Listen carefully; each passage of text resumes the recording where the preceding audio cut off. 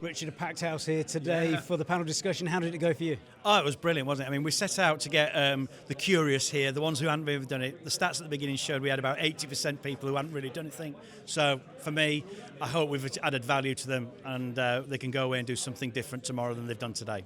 Well, I think the key takeaways from a lot of people will be very varied. What do you hope are the main takeaways from your point of view? From my point of view, I want them to start thinking like they're going to start planning and doing something if they haven't started. If they have started, hopefully something like SJ. You know, SJ's got a wealth of experience. If we can connect her to some of those people and they can learn without making their own mistakes, I think that would be a great outcome as well. And people not just in the crowd here, but also watching online. Yeah, I believe we had over 100 people online live, which was fantastic. You know, that makes the total event about 150 attendees, which is, you know, we're really pleased with that. And, you know, it's our customers, so let's hope they've all dialed in, you know. And it's the sort of thing that I guess is easily replicable now that you've done the first one.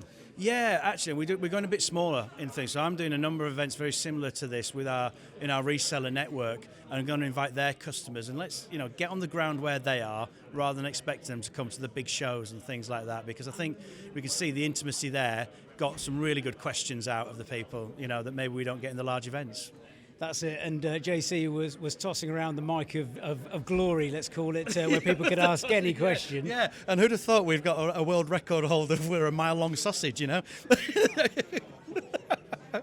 on that bombshell, but generally there was so much coming out of it. There was. It was great, and you could see people taking it on board. There were people making notes, so.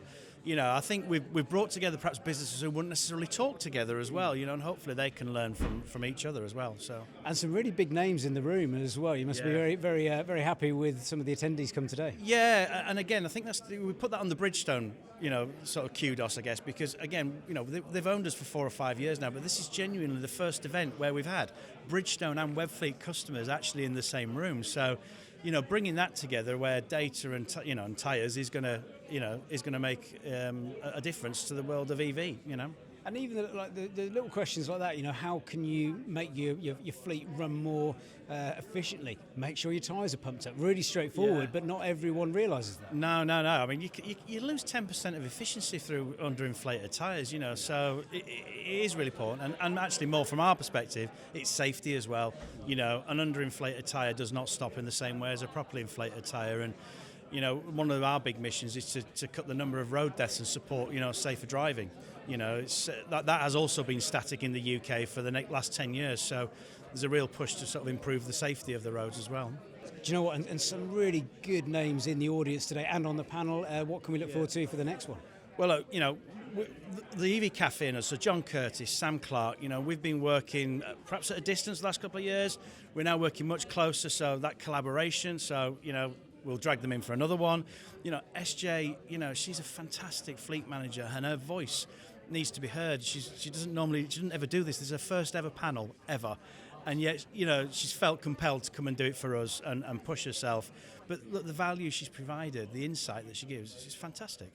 And some of the other people in the audience, can you drop a few names of people that have come along? So, we've had Ocado, we've had Halfords, Stapleton's Tyres. These are all household names, with Quick Fit and the like. So, yeah, we've got ISS in there as well. So we've been really lucky to have some huge names in the audience here today.